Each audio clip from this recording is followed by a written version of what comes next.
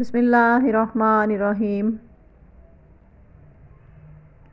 صحیح مسلم کتاب فضائل قرآن کا بیان، باب سورۃ الکاف اور آیت الکرسی کی فضیلت کے بیان میں۔ حدیث نمبر 1885۔ ترجمہ۔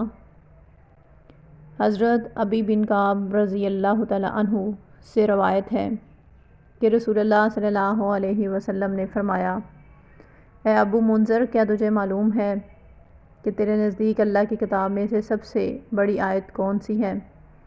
میں نے عرض کیا، اللہ اور اس کے رسول ہی زیادہ بہتر جانتے ہیں۔ آپ صلی اللہ علیہ وسلم نے فرمایا، کیا تجھے معلوم ہے کہ تیرے نزدیک اللہ تعالیٰ کی کتاب میں سے سب سے عظیم آیت کون سی ہے؟